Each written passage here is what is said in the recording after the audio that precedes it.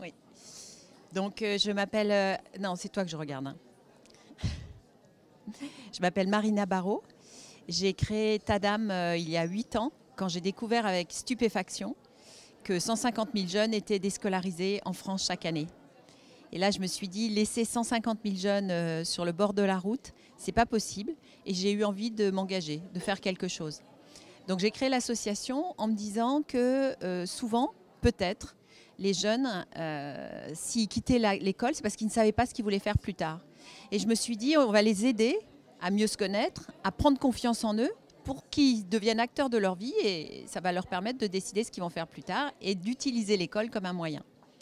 Voilà, donc aujourd'hui, Tadam organise des séjours, des ateliers dans les établissements scolaires, pendant les vacances scolaires, et a décidé depuis 2018 de former tous les acteurs de l'éducation à cette méthode et de donner les outils qui font notre succès aujourd'hui pour ces ateliers, pour ces séjours, et qui ont touché, alors je ne sais plus aujourd'hui, entre directement et indirectement, à peu près 15 000 jeunes ont vu leur vie se transformer, enfin en tout cas c'est ce qu'ils disent, grâce à Tadam. Alors ce que je peux noter, c'est que aujourd'hui les outils qu'on utilise, qui sont des outils simples d'appréhension, ne sont pas à disposition des enseignants.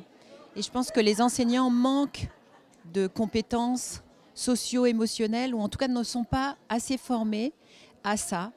Et tous les outils du coaching aussi qu'on utilise, qui ont fait des merveilles dans les entreprises, je pense que ce serait bien de les mettre à disposition des enseignants.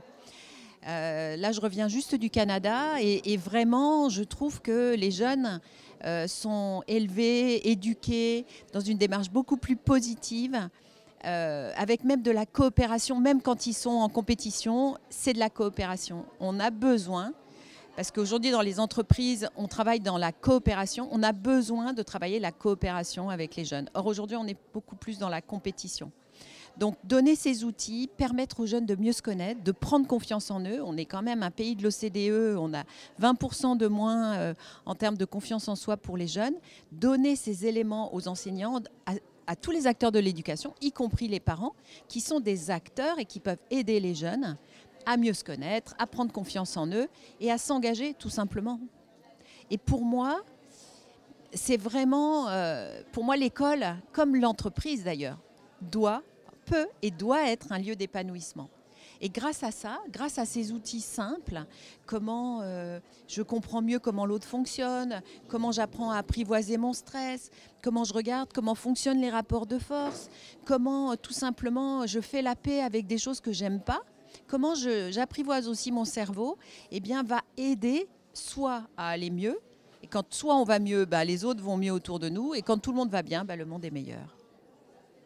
C'est ma petite contribution de colibri à ce monde que j'espère meilleur. Dans les pays de l'OCDE, les jeunes Français sont 59% à dire qu'ils ont confiance en eux. Moi, je pense que malgré tout, ce chiffre reste surévalué. Mais enfin, alors que dans l'OCDE, on est à plus de 70%. Donc, il n'y a aucune raison qu'en France, les Français aient moins confiance en eux. Et je pense que c'est vraiment lié à notre mode d'éducation, que ce soit en tant que parent ou que ce soit en tant qu'enseignant. On a des choses à apprendre et nous, ces choses, on les a apprises, on les a mises en pratique. Notre méthode, elle est éprouvée, elle a vraiment, elle est documentée, elle a fait ses preuves. Aujourd'hui, on a des résultats, que ce soit avec des particuliers, pendant les séjours qu'on organise pendant les vacances scolaires, ou dans les établissements réputés extrêmement difficiles, avec vraiment des résultats, des orientations choisies en fin de troisième dans 100% des cas, des résultats au brevet dans ces classes vraiment SECPA, avec des enfants en grande difficulté qui passent de 20 à 70%. Donc ces outils, cette méthode qui va aussi impliquer un changement d'attitude, un changement de posture, ça a fait ses preuves. Moi, j'ai envie de les diffuser au plus grand nombre.